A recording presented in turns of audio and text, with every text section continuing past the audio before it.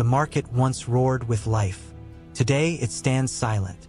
In Maoming, battered fishermen crouch by piles of dead tilapia, their catch unsold, rotting under the relentless sun. The smell of decay hangs heavy, a grim reminder of dreams turned to ash. Once, these waters fed 25 million American tables each year. Now they feed nothing. Desperation spreads faster than disease. Parents sell family heirlooms to buy rice. Children scavenge through deserted stalls. Entire blocks of worker housing stand empty, ghost villages within a ghost city. How could a city built on prosperity unravel so quickly? How did Maoming, the pride of China's rural revitalization, fall into a death spiral almost overnight? The truth lies beneath the surface, and it reveals a terrifying weakness no amount of propaganda can hide. Because Maoming is not alone. It is only the first. The devastation did not announce itself with a bang. It crept in silently, rotting the city's heart from within. At first, it was the hatcheries, orders for fry, the tiny tilapia that would normally replenish the ponds, plummeted by over 50% in early spring. Rows of tanks, once teeming with life, now stood empty. Workers laid off without ceremony. Managers shutting down without a whisper. Then came the processing plants. By April, capacity utilization had cratered to less than 40%. Machines that once buzzed and clattered in rhythmic harmony now sat cold and silent. Cold storage warehouses, designed to move tens of thousands of tons of fish each month, began to smell of mildew and loss. The numbers tell a brutal story. Tilapia prices crashed from nearly 80 cents per pound to barely 58 cents.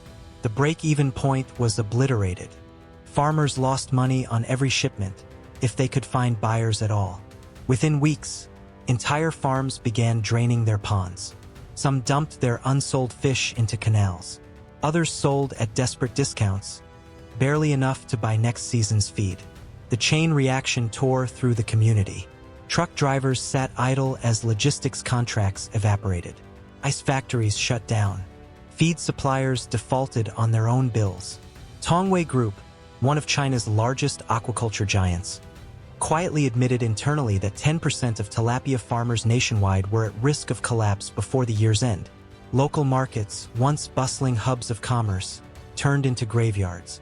No crowds, no shouting vendors, just rows of empty stalls and the occasional old man sitting beside a crate of fish no one wanted. And the worst was still to come, because Maoming wasn't built to adapt. For decades, it had tied its fate. Every hatchery, every pond, every processing line, to one golden ticket, the American market. Every certification, every product spec, every supply chain investment, all optimized for U.S. consumers hungry for cheap, boneless tilapia fillets. It was a system that worked brilliantly until it didn't. When Washington imposed a devastating 170% tariff on Chinese tilapia imports, the lifeline snapped. The cost to land a container of tilapia in Los Angeles or Miami tripled overnight. American buyers fled. Contracts evaporated. The fishermen of Maoming were left holding the net, full of dead weight. And inside whispered meetings among local officials, a grim truth circulated. There was no plan B. No domestic boom waiting to absorb the shock. No sudden pivot to Africa or Europe without years of regulatory overhaul. No magic wand to conjure up new buyers for a product engineered for a market that had slammed its doors shut. The collapse wasn't just economic. It was existential. Maoming's downfall wasn't random. It was the inevitable result of a system locked into a single supply chain, and when that chain snapped, there was no way out. Every inch of Maoming's industrial base had been engineered for one customer, the United States.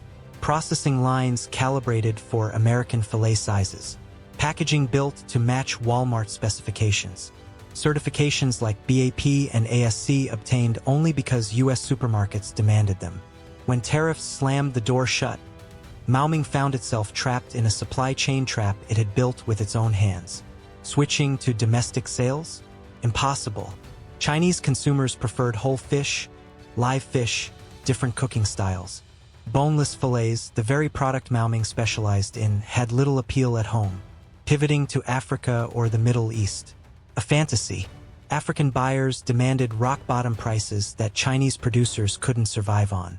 Middle Eastern markets required different processing standards, new logistics chains, and marketing efforts Maoming had neither the time nor the money to create. Europe, regulatory barriers too steep, certification requirements too different, competition too fierce. The chain had locked Maoming in. Internal government reports, never published but leaked by insiders, painted a bleak picture. It would take at least 3 to 5 years to retool the supply chain for alternative markets, even under optimistic scenarios. But the farms didn't have 3 to 5 years. They barely had 3 to 5 months. In desperate meetings, local officials floated ideas. Subsidize the farmers, create new brands, push tilapia into school lunch programs. None of it materialized fast enough. The financial hemorrhage was too rapid. Meanwhile, Washington wasn't just sitting still. Additional tariffs, 34% on shrimp, crabs, mushrooms, tea, ginseng, ensured that China's broader agricultural sectors faced the same choke points. This wasn't a trade dispute. It was a full-spectrum containment strategy. The strategic logic was brutal. If you could choke off China's food exports, you didn't just hit their economy. You fractured rural stability. You triggered internal dissent. And it was working. Sources close to provincial governors quietly admitted fears of localized social instability by late summer if the collapse in aquaculture wasn't contained. But there was no way to contain it, because this wasn't a storm that blew in from nowhere. It was a slow-motion implosion decades in the making, a system built on a single bridge and no other road, a prosperity dependent on one buyer and no fallback plan, a future mortgaged to a dream that no longer existed. Maoming's fate was sealed long before the first tariffs were signed. All Washington had to do was pull the right lever. And the collapse began with a whisper, not a roar. Chain reaction. Choke point. No way out. The death of Maoming's tilapia industry detonated across the local business ecosystem like a slow, grinding explosion. Seafood processing factories were the first to fall. Once operating 3 shifts a day to meet U.S. supermarket demand, they now stood abandoned, their floors covered in dust and rusting machinery. Without steady orders from Walmart, Costco, or Kroger, the conveyor belts ground to a halt. Managers tried everything to survive, slashing prices, offering bulk discounts, even pivoting to frozen whole fish for domestic markets. It didn't matter. Demand was a trickle. Margins vanished. One factory owner, speaking off record, revealed, "We burned through 18 months of cash reserves in just 90 days. Logistics companies followed next. Refrigerated trucking fleets, specialized and expensive to maintain, sat idle in dusty lots. Drivers, once guaranteed steady work ferrying fish to export hubs like Guangzhou and Shenzhen, found themselves jobless overnight. Feed suppliers collapsed in domino fashion. With farmers draining their ponds and shutting down operations, orders for fish feed plunged. Several mid-sized feed factories declared bankruptcy by early summer. Those who survived did so by cutting staff and closing satellite facilities. The city's ice factories, previously running non-stop to supply cold storage for harvested fish, mothballed their operations. Storage warehouses turned into vacant, rotting tombs of an industry that had thrived for decades. The collapse even touched sectors seemingly unrelated to aquaculture. Packaging companies that printed export labels saw orders dry up. Cold storage equipment manufacturers canceled new builds. Maintenance and repair businesses found themselves redundant. And then came the banking shock. During the boom years, seafood factories and hatcheries had expanded aggressively, often fueled by cheap credit. Loans were secured against future export revenues, a future that evaporated overnight. Suddenly, non-performing loans spiked. Local banks faced liquidity crunches.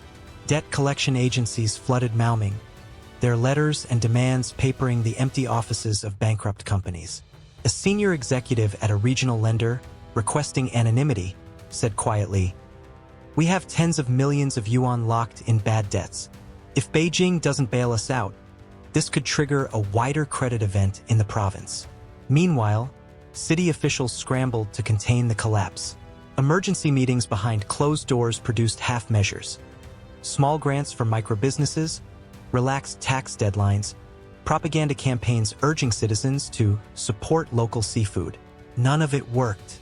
The real problem was not just a loss of income, it was a loss of structural purpose. Maoming had built itself into a one-industry town. When that industry fell, there were no fallback sectors, no alternative employment pipelines, no strategic reserves of innovation to cushion the blow. The collapse was not a momentary stumble. It was a fundamental implosion. The tilapia capital of China had become a cautionary tale, a model not of prosperity, but of fragility. A warning, written in rust and silence, for every city that builds its fortune on the shifting sands of global demand, without building foundations strong enough to survive when the tide inevitably goes out. Maoming wasn't just losing money, it was losing its very reason to exist. If the factories were the bones of Maoming's economy, the workers were its heart. And when the bones broke, the heart was the first to bleed. Tens of thousands of workers, fish processors, truck drivers, ice makers, packagers, lost their jobs almost overnight. Some received a week's severance. Most received nothing. The fallout was immediate. Families defaulted on rent payments. Electricity bills went unpaid. Meals were skipped. Children dropped out of school to help scavenge whatever income they could from odd jobs or day labor. A local NGO report, quietly circulated among church groups and community organizers, revealed that within 3 months of the first major layoffs, nearly 45% of affected households reported food insecurity. The worker dormitories, once noisy, bustling hives of activity, fell silent. Units meant to house 6 workers now stood empty but for a single aging tenant. 2 broke to leave, 2 ashamed to go home. Community clinics reported a surge in cases of stress-related illnesses, insomnia, hypertension, substance abuse. Domestic violence calls doubled. Local social workers, overwhelmed and underfunded, whispered about a brewing silent crisis nobody wanted to admit publicly. The younger generation, those under 30, faced a brutal reality. Their skill sets, laser-focused on seafood processing and export logistics, were suddenly worthless. Promises of retraining programs were mostly propaganda. In practice, few programs existed, and even fewer led to viable employment. One 26-year-old former cold storage supervisor, interviewed anonymously, said, "They tell us to learn IT skills. How? With what money? While our families are starving." Older workers fared even worse. Discrimination based on age was rampant. Many simply gave up, returning to rural villages, eking out a subsistence existence on family plots of land. Nursing the humiliation of a career ended not by incompetence, but by geopolitical crossfire. The psychological wounds cut deeper than the financial ones. Pride, the sense of being a contributor, a provider, a respected part of a thriving economy disintegrated. In Maoming's dusty backstreets, pawn shops flourished. Wedding rings, family heirlooms, televisions, bicycles sold for pennies on the yuan. Suicides, though rarely reported officially, ticked upward, whispered among neighbors, mourned quietly without public funerals. Local cadres, desperate to maintain social stability, launched token job fairs. Posters promised hundreds of opportunities in new industries. But inside the fairs, the reality was stark. Low-wage service jobs that paid a fraction of the old factory wages, without benefits or security. The betrayal ran deep. Many workers had believed, truly believed, that China's rise was unstoppable. That by playing their part, by laboring day and night, they were building a better future. Instead, they found themselves expendable, locked into an economic model optimized for a single export relationship. They were now paying the price for strategic miscalculations made far above their heads. The factories fell first, but it was the people who suffered most. Maoming wasn't just a town with dead businesses. It was a town filled with broken dreams, broken families, and a broken future. The shockwaves from Maoming's collapse didn't end at the factory gates or worker dormitories. They seeped deeper into the bloodstream of society, weakening every structure it touched. Neighborhoods once bustling with life grew eerily silent. Small businesses, corner shops, cafes, clinics, folded under the weight of evaporated spending power. Schools cut programs. Clinics reduced hours. Public services shrank as municipal budgets imploded. Pride in the Maoming miracle turned into whispered shame. With unemployment soaring and public resources drying up, distrust festered. Petty crimes crept upward. Frustrations boiled into street scuffles and public outbursts. The local police force, understaffed, underpaid, struggled to maintain order without appearing oppressive. Behind closed doors, internal government memos quietly warned of localized instability risk by year-end if economic recovery failed. And while Maoming imploded, the global landscape shifted. The United States' strategy of economic decoupling accelerated. New seafood supply chains formed across Southeast Asia and Latin America. American retailers, stung once by Chinese dependency, vowed never to let it happen again. Meanwhile, China's export model continued to hemorrhage. Shrimp farms in Hainan, tea plantations in Fujian, mushroom growers in Zhejiang, all battered by the expanding tariff web. The illusion of China's unassailable export dominance was shattering sector by sector, town by town. Insider reports from Beijing's policy circles, leaked discreetly to Western analysts, revealed growing panic. Discussions turned from market diversification to containment of social unrest, from pivoting supply chains to emergency subsistence support. China's grand strategy of dual circulation, boosting domestic consumption to offset lost exports, was faltering. Decades of household debt accumulation and wage stagnation had hollowed out the consumer base long before Washington tightened the screws.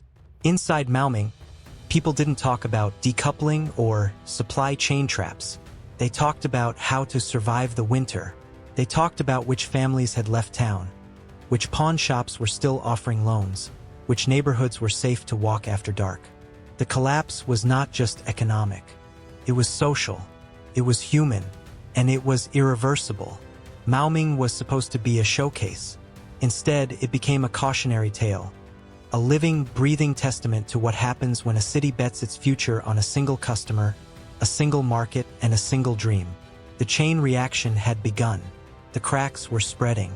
And somewhere beyond the crumbling alleyways and silent processing plants, a far larger storm was gathering.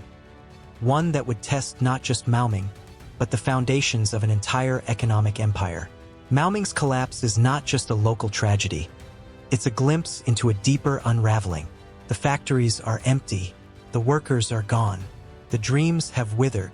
Yet Maoming was only the first crack. Across China, similar towns, built on fragile supply chains and false certainties, stand on the same fault lines, waiting for the next tremor. If one city could fall so fast, what happens when dozens more follow? When the dominoes fall, will anyone be left standing?